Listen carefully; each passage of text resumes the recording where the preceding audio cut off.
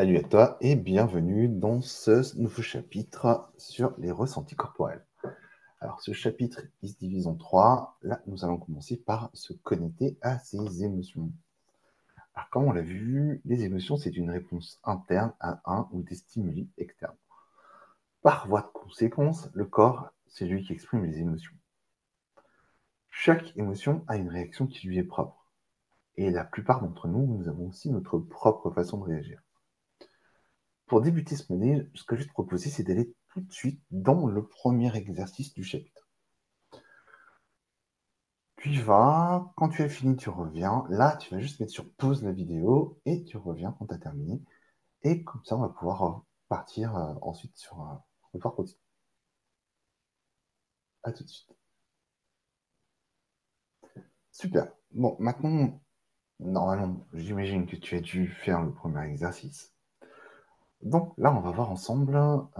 J'espère que ça t'a bien fait du bien. Là, maintenant, nous allons voir ensemble un petit peu quelles sont les réactions qui se cachent derrière et ce qui se cache en fait derrière chacune de nos émotions. Alors, la première qu'on va voir ensemble, c'est la colère, parce que c'est celle auquel on pense le plus souvent quand on parle d'émotions, et entre autres d'émotions négatives, c'est la colère. Donc les causes les plus fréquentes de la colère, c'est quand il y a quelque chose, quelqu'un qui t'énerve, en fait, qui te stresse, qui t'irrite, qui te frustre. Et c'est quand tu sens que ton intégrité, elle est menacée. Et ça, c'est très important, parce qu'on va y revenir plus tard, mais l'intégrité qui est menacée, c'est quand même la principale raison de la colère. Il y en a d'autres, ok. Alors, petit rappel, euh, dans la colère, il n'y a pas de compromis possible. C'est la raison pour laquelle on dit souvent que la colère est mauvaise conseillère. Alors, les sensations qu'on peut avoir, euh, souvent, enfin toujours, dans la colère, il y a le pouls qui accélère. On a une espèce de poids sur la poitrine, on a les narines qui se dilatent, la respiration rapide, les yeux foncés, la mâchoire, etc. Le corps se prépare à combattre. Ensuite, vient souvent la tristesse. Moi, j'associe souvent la tristesse et la colère en thérapie. Parce que derrière la tristesse, il y a souvent la colère. Et souvent la colère, derrière la colère, il y a toujours de la tristesse. Alors, ce qu'on va appeler une tristesse profonde et une colère profonde. Et souvent, les gens qui vivent une tristesse ont du mal à accéder à la colère. Et les gens qui ont la colère ont du mal à accéder à la tristesse. Alors, les causes les plus fréquentes de la tristesse, c'est quand on a perdu ou qu'on risque de perdre quelque chose. Ou quelqu'un auquel là, on accorde beaucoup d'importance, auquel on est très attaché. Ça peut être aussi, et ça c'est important, j'ai besoin d'attirer la compassion et le soutien. Je vais être triste quand je sens qu'autour de moi, j'ai pas assez de soutien. Et c'est là où on va avoir l'effet de victimisation. Euh, Ça peut être aussi, je nettoie une mémoire de ma vie. Et puis, je suis épuisé après une très grosse colère. Mais également, je vis de la colère, mais je ne m'autorise pas à vivre cette colère. Importance.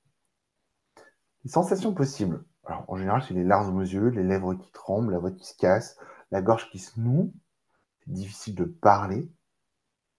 C'est peut-être aussi pour ça que souvent, quand quand on est triste et que c'est parce qu'on n'a pas voulu, on n'arrive pas à dire les choses, on a du coup la gorge nouée. On a le teint pâle, on a souvent des idées noires qui arrivent avec la tristesse, l'isolement, le sentiment d'impuissance, etc. Là, la tristesse rappelle, si la colère c'est je combats, la tristesse c'est plutôt je me replie sur moi.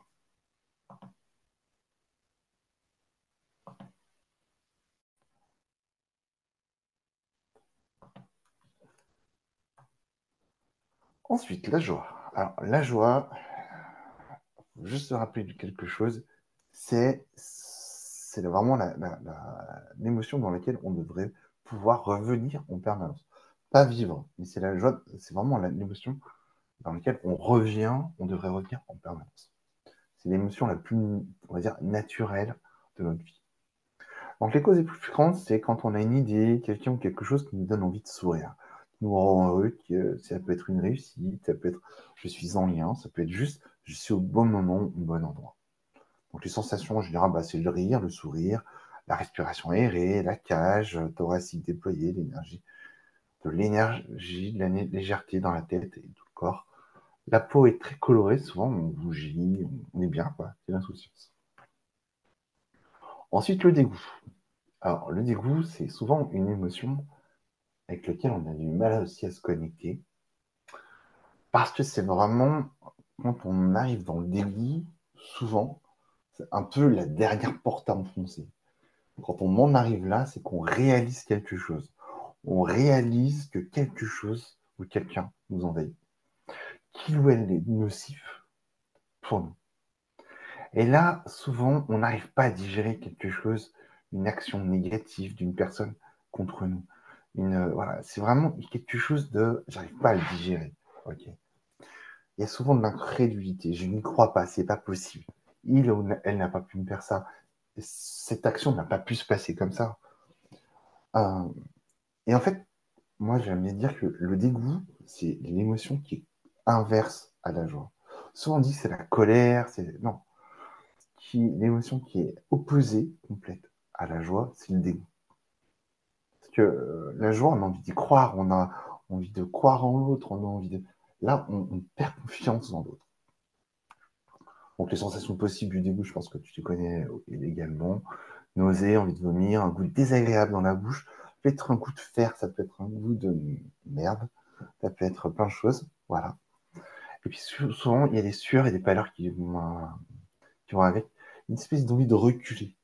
Il peut y avoir aussi un poids sur la poitrine. La surprise. Alors la surprise, c'est vraiment ce qu'on appelle la porte d'entrée des émotions. Toute émotion commence par une surprise. Eh oui, c'est ce qui se passe quand rien n'est attendu, quand l'inattendu est au rendez-vous, et surtout quand il se passe quelque chose et que on s'y attendait pas du coup. Voilà. Hein. Donc les sensations possibles en général, on a les yeux grands ouverts, la bouche ouverte. Il y a souvent un temps d'engourdissement où on encaisse ce qu'on vit, puis un temps d'énervement, je lutte contre ce que je vis. Donc, dans la surprise, la première réaction, c'est l'engourdissement, et après, on part sur une autre émotion, la colère, la tristesse, la peur, le dégoût. Et bien justement, la peur, la cause est plus fréquente parce que quand il y a un danger qui est imminent ou quelque chose qui me rappelle un danger. Donc c'est un danger imminent perçu, réel ou imaginaire.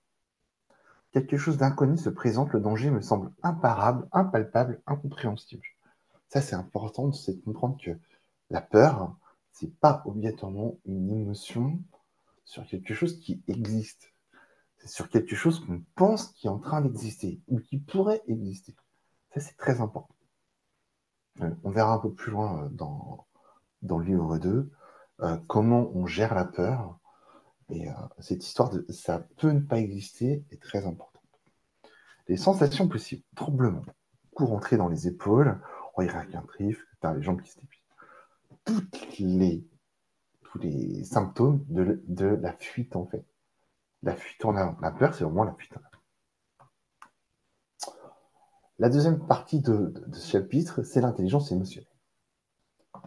Alors, l'intelligence émotionnelle, c'est vraiment important de le comprendre. Parce que c'est quelque chose dont on parle beaucoup aujourd'hui sans vraiment comprendre trop ce que c'est. Okay. Donc, dans l'intelligence émotionnelle, ce qu'il faut comprendre, c'est que dans l'intelligence émotionnelle, il y a le mot émotion. Donc, c'est l'intelligence du corps. Et l'intelligence émotionnelle, c'est la façon dont notre corps nous parle, okay, mais également, et donc, dont on comprend, mais également le corps dont des autres nous parlent. Et dont nous comprenons aussi bien notre langage corporel que celui des autres. Et cette intelligence émotionnelle, hein, elle repose sur trois comportements qui sont très importants. Il y en a d'autres, on va juste se contenter de cela pour l'instant, parce qu'ils sont importants. On va faire la différence entre l'empathie, la sympathie et la compassion. Alors, je les ai mis dans cet ordre-là exprès, parce qu'en fait, souvent, on confond les trois et on met tout dans le mode empathie. Donc, je vais juste bien mettre pour nous. Je sais qu'il y a d'autres personnes qui mettent la sympathie à la place de l'empathie, etc., et vice-versa, du coup. Mais là, j'aimerais juste qu'on garde les trois définitions telles quelles, ok, pour qu'on sache de quoi on parle. Donc, l'empathie, c'est vraiment le trait de caractère qu'on donne le plus souvent aux hypersensibles. Bah, c'est un comportement qui résulte d'une bonne lecture des émotions de l'autre et que je vais partager avec lui en le vivant. C'est-à-dire que dans l'empathie, il y a l'idée que je vais vivre avec l'autre. Bah, s'il est triste, je vais vivre de la tristesse. S'il est en colère, je vais vivre de la colère avec lui. C'est ce qu'on vit beaucoup en tant qu'empathie. Okay. La sympathie, elle, c'est la même chose. Je vois ce qui se passe. Je comprends ce qui se passe. Mais par contre, je ne me sens pas obligé de, de vivre avec la personne. Je vois, je comprends et je peux aider l'autre, accompagner l'autre, mais de loin. C'est la posture du coach et du thérapeute. Okay, c'est la posture de l'adulte. On verra un peu plus loin pourquoi je dis ça. La compassion, là, c'est carrément l'inverse. C'est je vois que tu es triste parce que tu as perdu ton chien, je vais pleurer avec toi la mort de ton chien. C'est pas je vais pleurer avec toi parce que je sens que tu es triste, c'est je vais pleurer carrément la mort de ton chien et tout devient vraiment catastrophique. Alors, il n'y a pas vraiment de bon ou de mauvais, on a juste une qui permet d'être beaucoup plus ancré et qui permet d'accompagner l'autre beaucoup plus facilement. Mais également qui te permet à toi de ne pas te faire voler tout le temps ton énergie. C'est la sympathie. C'est j'accepte ton état, pourtant je ne rentre pas dedans. Donc la sympathie.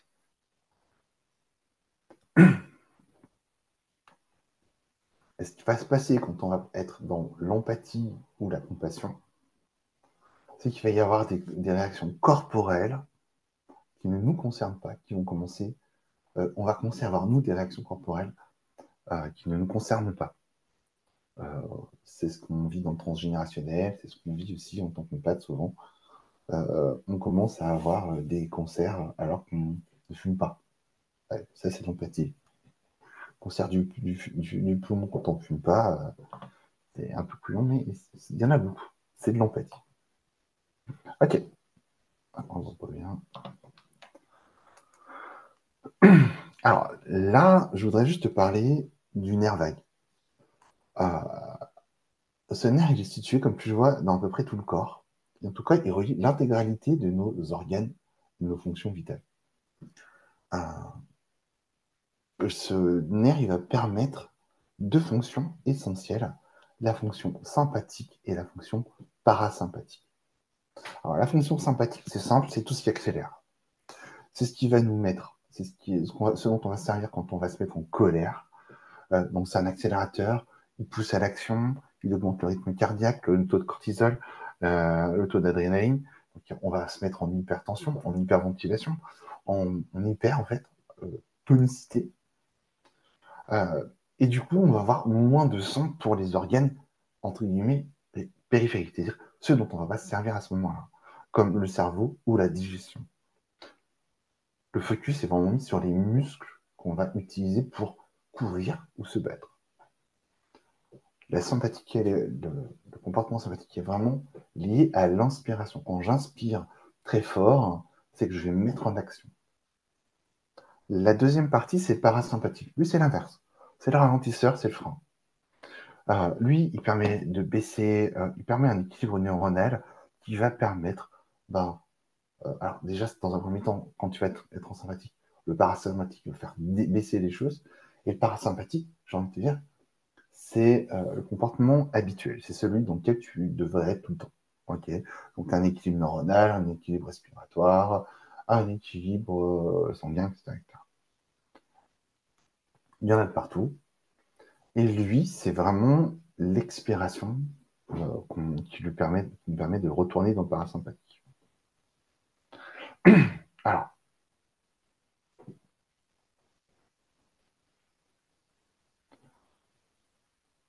quand on est dans sympathique, tout le temps, on rentre dans ce qu'on appelle le mode survie.